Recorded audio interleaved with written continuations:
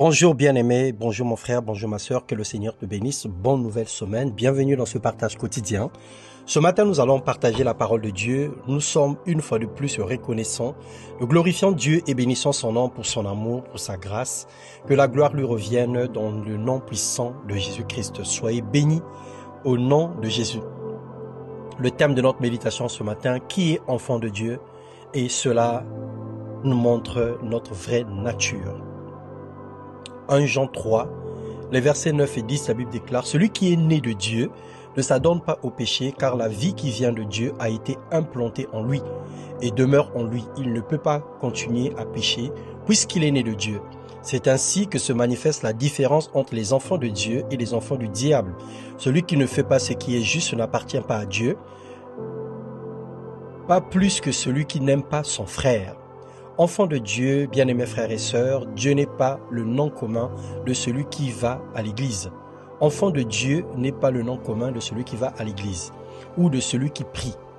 C'est certes frustrant de l'apprendre, mais ça reste une vérité de découvrir que nous ne sommes pas tous des enfants de Dieu. Un enfant de Dieu, c'est une identité, c'est une nature.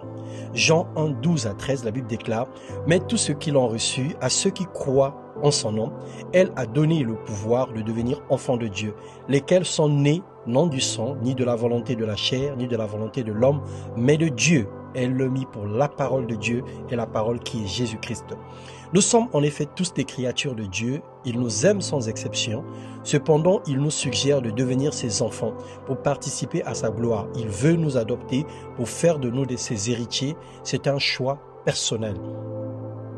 C'est ainsi qu'on ne naît pas enfant de Dieu, mais on le devient en faisant ce choix. Mes chers amis, si notre cœur ne nous condamne pas, nous sommes pleins d'assurance devant Dieu. Il nous donne tout ce que nous lui demandons, parce que nous obéissons à ses commandements et que nous faisons ce qui lui plaît. Or, que nous commande-t-il? De placer notre confiance en son Fils Jésus-Christ et de nous aimer les uns les autres comme il nous l'a prescrit. Celui qui obéit à ses commandements demeure en Dieu et Dieu demeure en lui. En quoi reconnaissons-nous qu'il demeure en nous? À l'esprit qu'il nous a donné.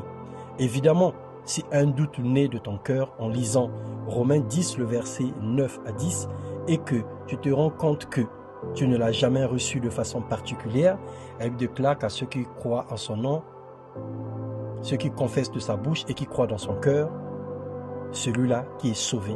Et c'est celui-là qui devient enfant de Dieu. Et si on se rend compte qu'on n'a jamais fait cette confession, on n'a jamais fait cette déclaration solennelle, alors il n'est pas trop tard. Sans gêne, cherche un homme de Dieu, il te dira ce qu'il faut faire.